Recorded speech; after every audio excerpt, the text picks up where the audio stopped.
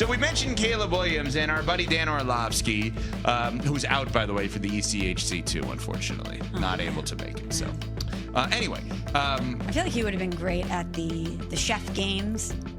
To throw in the thing, he would have been competitive. The food. Yeah, competitive. Also, probably would not have eaten any of the food. Would have caught the food. I don't know. And then spit it back out.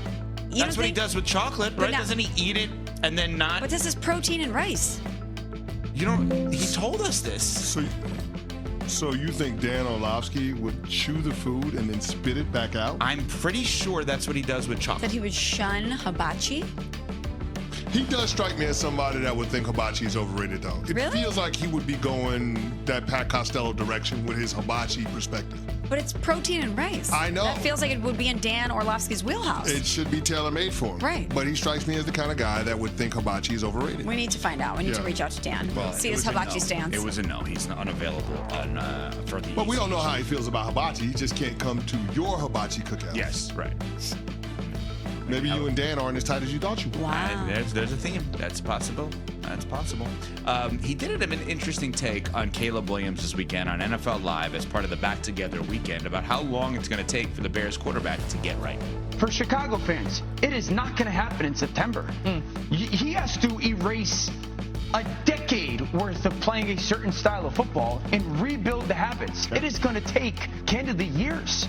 You know, Ben Johnson rocket shipped with Jared Goff. Jared Goff took 4 or 5 years of the NFL and building that footwork part of his game up. And so it's not like it's going to be impossible in October, November, December. It's just going to take time. It's not going to be in September. It's going to take time. That is completely normal, I think. But this is where I'm going to keep coming back to the same question over and over and over again with Caleb Williams. Is this his first year, or is this his second year? Because if it's his first year, taking time over the course of 2 years is understandable, right? It's interesting that he uses the Jared Goff comparison, because remember, Jared Goff had Jeff Fisher his first year.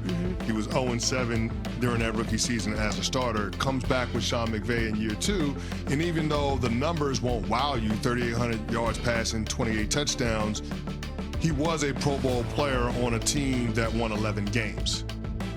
And so I think people will be content being patient with Caleb Williams if the team is having overall success. If the Chicago Bears end up doubling their win total, getting to double-digit wins, and are flirting with a playoff spot, people will slow roll it when it comes to the criticism toward Caleb Williams, regardless of what happens around him with Jayden Daniels, Michael Penix, Drake May, J.J. McCarthy, so on and so forth. But if the team struggles and Caleb Williams struggles, if he doesn't realize the goal of completing 70% of his passes and throwing for over 4,000 yards, then the weight of the history of the quarterback position from the Chicago Bears will start bearing down on Caleb Williams. And for a player that we had a lot of questions about when it comes to his mental makeup and his ability to be coached, I'm not sure it ends up leading him to the place where he can get to his full potential while remaining with the Chicago Bears franchise. Yeah, I guess that's my question. If Dan is right and it does take some time, even years, for Caleb Williams to develop, will the Bears have that patience? Will the Bears allow him that runway? What sort of... Will the fans allow him that runway? Yeah, that's a great point. They are desert thirsty for a franchise quarterback. Yeah, players always lie to you and tell you that they block out the outside noise and they don't hear what people are saying, what they're talking about. They hear. And based on what we saw from Caleb Williams' interview with the Esquire magazine earlier this year, Seth Wickersham's book, American Kings, the quarterbacks, like all of that stuff, Caleb Williams hears all of the noise around him and is trying to turn a page from all of the criticism and the lack of success that he had in his rookie year. If he follows that up with a sophomore campaign that's underwhelming, if he doesn't take a quantum leap and the team continues to be subpar, then all of a sudden, again, that player is going to feel that pressure. And I don't know that Chicago continues to be a place where we think he can realize his full potential. Yeah, I just wonder how much patience they'll have and what progressions and improvements he needs to show, tangible numbers that are going to make them want to extend the runway with him. I got to tell you something. I am so glad you brought up the Jared Goff thing, because when I keep asking the same question about is it his second year or first year, I had no tangible example of somebody that was like that the first year. For whatever reason, in my head, Jared Goff had more bad years with the Rams before he got to the good years. It was only 1 year. Jared Goff has only had 2 seasons where he's had a losing record. I'm looking at it now. It's unreal. One of them was his rookie year. So he had a second first year. The other one was his first year in Detroit. It's the only 2 years where Jared Goff as a quarterback has had a losing season in the NFL. He's been in the league a decade, y'all. Yeah. So it's pretty good. And again, took over 2 franchises that were bad. So to that point, that's the comp now. If you're the Bears, there's your comp.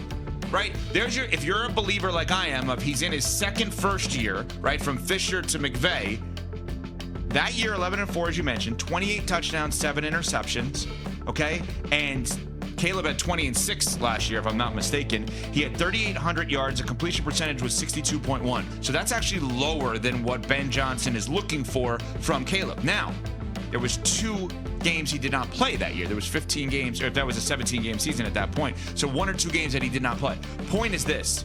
If you want a comp for Caleb Williams, CC just gave it to you. It's the #1 pick in the draft.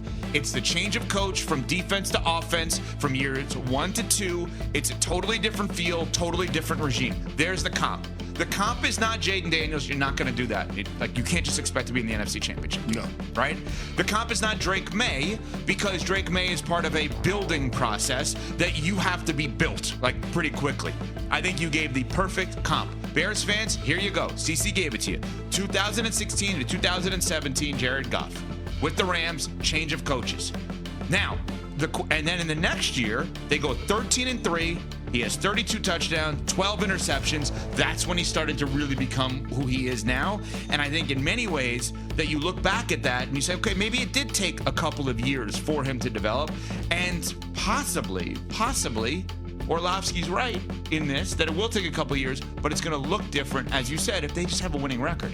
Even if he's not fully developed at that point, if it's masked by simply 9-8 or more, we're not going to have these Caleb Williams conversations in a year, I don't think, regardless of what Jayden Daniels does. Yeah, but Caleb Williams ain't going to have Todd Gurley in the backfield like Jared Goff did early on in his career. So in terms of the degree of difficulty, the lift that Caleb Williams is going to have to do, it's going to have to be more than what we saw from Goff in his sophomore year, right? And that's why the organization went out and they drafted pass catchers with the top 10 pick in back-to-back years. That's why they went out and traded for DJ Moore. They've fortified the offensive line by trading for 2 offensive linemen and signing the best center in football in free agency. They've done a lot of things in order to set this dude up for success.